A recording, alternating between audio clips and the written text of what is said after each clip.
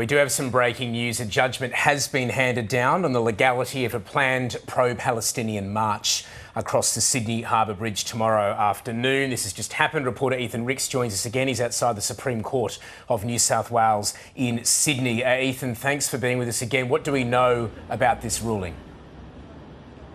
Well, what this means is that tomorrow's march will be an authorised event, which means that those who plan to attend tomorrow, which could be upwards of 50,000 people, will be afforded certain legal protections like they have been every week for certain marches that have been taking place all throughout the city, except this time it'll be across the Sydney Harbour Bridge. A decision was handed down just a few minutes ago, rejecting New South Wales Police's application to put in place a prohibition order, which means that essentially police will have to treat this as an authorised public assembly. So in that case, the New South Wales Police didn't have any grounds to stand on in terms of making this an unlawful event. They were never in any position to try and ban people from attending or participating, but they did argue that if this was an authorised event, that they wouldn't be able to guarantee public safety. So they've lost that argument in court, which they made yesterday afternoon. On the other hand, it's the Palestine Action Group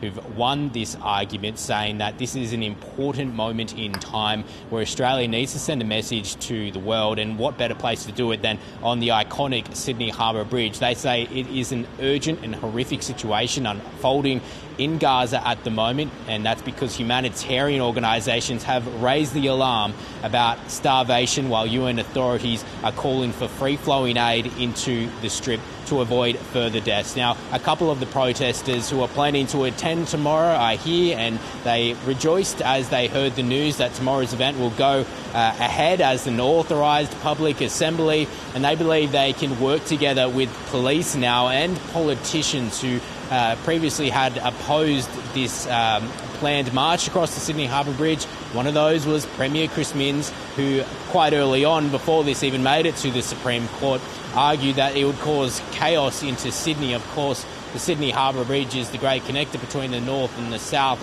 of the city. But now that it is an authorised event, we are still waiting to hear from the state government and New South Wales Police about what their plans they're going to be able to put in place now that they have to treat this as a authorised event.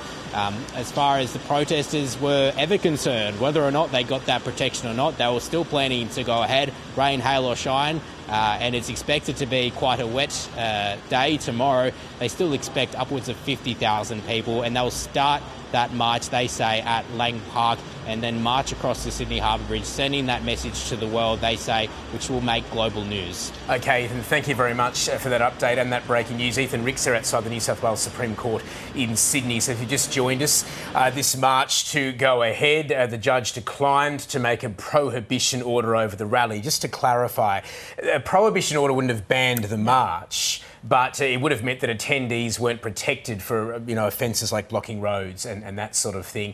The New South Wales Police Commissioner had applied for a prohibition order, and that has been rejected. And Justice Belinda Rigg of the New South Wales Supreme Court to publish her full findings, or full reasons shortly. But the march to go ahead as planned.